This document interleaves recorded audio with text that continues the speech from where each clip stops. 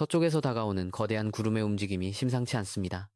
한반도 주변 등압선이 마치 칼로 그어놓은 듯 촘촘하게 배치되면서 긴장감이 고조되고 있습니다.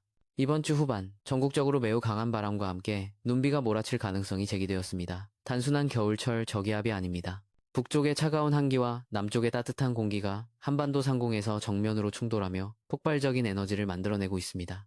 특히 동해상에서는 중심 기압이 24시간 만에 급격히 떨어지는 이른바 폭탄 저기압에 준하는 발달 가능성까지 보이고 있습니다. 과연 이번 눈비구름은 어디에 얼마나 많은 영향을 주게 될까요? 그리고 왜 이렇게 급격하게 날씨가 변하는 것일까요? 오늘 영상에서는 이 급박한 기상 상황의 세 가지 핵심 원인을 30초 뒤에 바로 분석해드리도록 하겠습니다. 먼저 현재 기상 데이터를 정밀하게 살펴보겠습니다.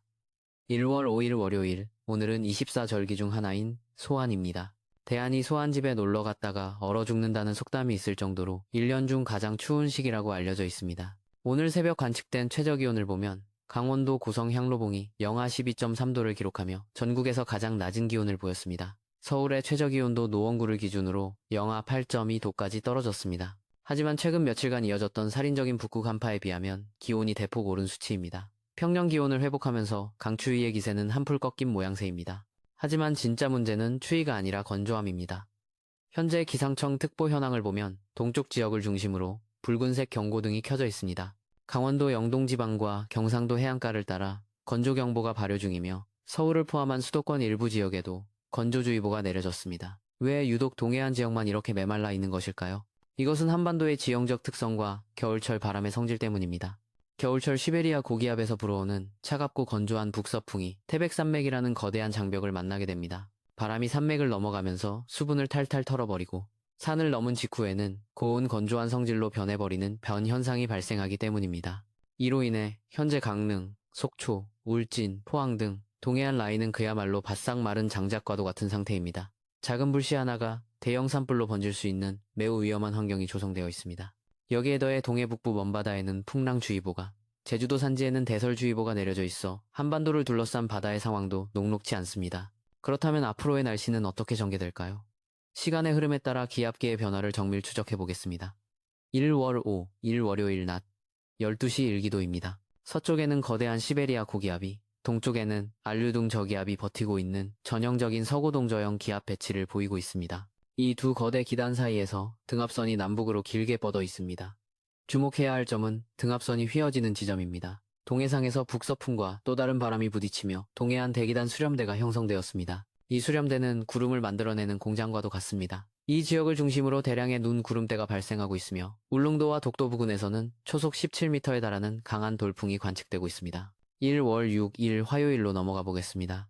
기압계의 흐름이 급변합니다. 중국 동북부에서 발생한 저기압이 시베리아 고기압과 알류중 저기압 사이를 파고들며 기존의 서고동저 형태를 무너뜨리고 있습니다. 우리나라 주변의 등압선 간격이 넓어지면서 며칠간 맹렬하게 불던 바람도 일시적으로 잦아들겠습니다. 하지만 이것은 폭풍전야의 고요함일 뿐입니다. 날씨가 변하는 주기가 매우 짧아지고 있습니다. 서고동저 기압 배치를 무너뜨렸던 저기압이 동쪽으로 빠져나가자마자 그 뒷공간을 채우기 위해 북쪽의 찬 공기가 다시 밀려 내려옵니다. 그리고 그 뒤를 따라 또 다른 저기압이 꼬리를 물고 다가오고 있습니다. 마치 컨베이어 벨트처럼 기압골이 연달아 한반도를 통과하는 형국입니다. 시베리아 고기압이 일시적으로 수축할 때 북쪽에서 한기를 머금은 기압골이 남하하고 상공기압골 아래 지상에는 저기압이 차례로 발생하고 있습니다. 가장 주목해서 살펴봐야 할 시점은 바로 1월 9일 금요일입니다. 이날의 기압 배치는 매우 위협적입니다. 북쪽에는 강력한 저기압이, 남쪽에는 고기압이 위치하면서 여름철에나 볼 법한 남고북저 형태의 기압 배치가 일시적으로 나타납니다. 등압선이 수평으로 누우면서 강한 남서풍이 유입됩니다. 문제는 북쪽에서 내려오는 저기압이 품고 있는 강력한 한기입니다. 이 저기압이 상대적으로 따뜻한 동해상으로 진출하는 순간 대기 불안정이 극에 달하게 됩니다. 차가운 공기 덩어리가 따뜻한 바다 위를 지날 때 바다로부터 막대한 양의 수증기와 열을 공급받게 됩니다. 이때 저기압은 마치 연료를 주입받은 엔진처럼 맹렬하게 회전하며 발달하게 됩니다. 중심기압이 뚝 떨어지면서 주변의 공기를 빨아들이는 힘이 강력해집니다. 여기서 이번 주말 날씨가 급변하는 세 가지 핵심 원인을 정리해드리겠습니다. 대략 세 가지 정도 원인이 있습니다. 첫 번째 원인은 상층 한기와 하층 난기의 충돌입니다. 상공 1500m, 850헥토파스칼 부근의 기온을 보면 영하 12도, 선이 중부지방까지 내려와 있습니다. 더 높은 상공 5500m 부근에는 영하 30도 이하의 매우 차가운 공기가 위치해 있습니다. 반면 동해상의 해수면 온도는 여전히 영상 10도 안팎을 유지하고 있습니다. 상층과 하층의 온도 차이가 무려 40도 이상 벌어지게 됩니다. 이 온도 차이는 대기를 뒤섞어버리는 강력한 에너지원이 됩니다. 이것은 마치 뜨겁게 달궈진 도자기 가마에 찬물을 끼얹었을 때 격렬하게 반응하는 것과 같은 이치입니다. 대기가 위아래로 섞이려는 힘이 강해지면서 구름이 수직으로 높게 발달하게 됩니다. 두 번째 원인은 제트기류의 지원입니다. 상층의 강한 바람인 제트기류가 저기압의 상단을 지나면서 저기압이 지상에서 빨아올린 공기를 상층으로 빠르게 배출시켜줍니다. 굴뚝 효과라고도 합니다. 이 펌핑 작용이 원활하게 이루어지면서 저기압의 회전력은 더욱 강화됩니다. 세 번째 원인은 수증기의 유입입니다. 저기압이 서해와 동해를 통과하면서 바다로부터 지속적인 수증기를 공급받습니다. 특히 남서쪽에서 불어오는 따뜻하고 습한 바람이 저기압의 중심으로 말려 들어갑니다. 이 수증기는 구름을 폭발적으로 발달시키는 원료가 됩니다.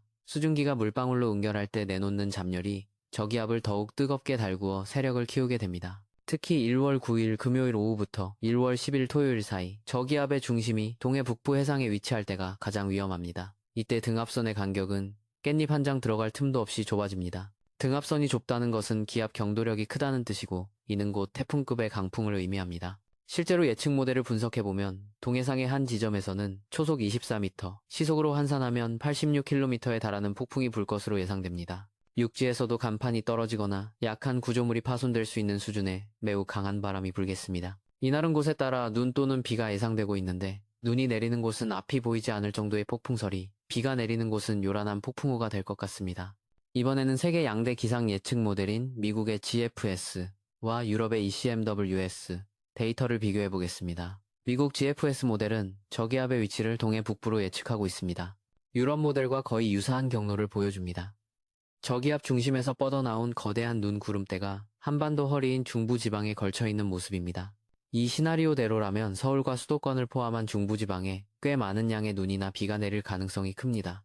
GFS 모델 역시 등압선 간격이 매우 좁게 나타나고 있어 매우 강한 바람을 예고하고 있습니다. 공교롭게도 두 모델 모두 저기압이 동해로 빠져나가면서 급격히 발달하는 패턴을 보여주고 있습니다.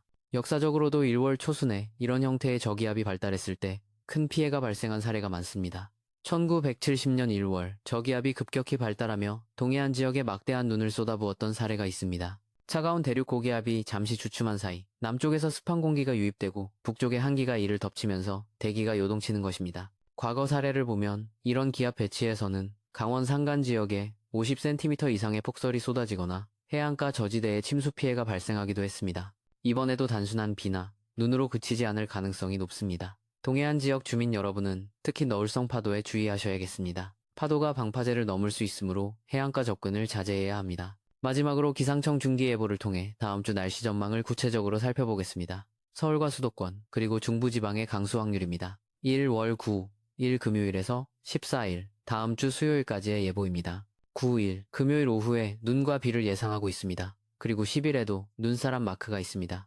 이날은 서울, 수도권과 중부지방 넓은 곳에 눈 또는 비가 예상되고 있습니다. 즉, 금요일 퇴근길부터 토요일 오전 사이가 이번 악천후의 최대 고비가 될 것으로 보입니다. 기온에 따라 비가 될지 눈이 될지 결정되겠지만 상층 한기가 강하게 밀려오기 때문에 중부 내륙과 산지에는 눈이 쌓일 가능성이 매우 높습니다. 다음으로 남부지방과 제주도입니다. 호남권에는 9일 오후부터 10일까지 눈 또는 비를 예상하고 있습니다. 하지만 영남권, 즉 경상도 지방에는 아직 뚜렷한 눈비 소식이 없습니다. 영남 지방에는 건조한 상태가 계속되고 있습니다. 현재 내려져 있는 건조특보가 해제되기는 어렵지 않을까 생각됩니다. 태백산맥이 서쪽에서 오는 구름을 막아서기 때문입니다. 이렇게 되면 경상도 지역의 건조함은 더욱 심화될 수 있어 산불 등 화재 예방에 각별한 주의가 필요합니다. 제주도에는 1월 10일 비 또는 눈이 예상되고 있습니다. 12일에는 호남권과 제주도에 또 한 차례 눈이 예상되고 있습니다. 기온 변화도 눈여겨봐야 합니다. 이번 비나 눈이 그치고 나면 일시적으로 기온이 큰 폭으로 떨어질 수 있습니다. 요즘 날씨를 두고 4만4온이 아니라 4만3이라고 부릅니다. 3일은 춥고 4일은 미세먼지가 기승을 부린다는 뜻입니다.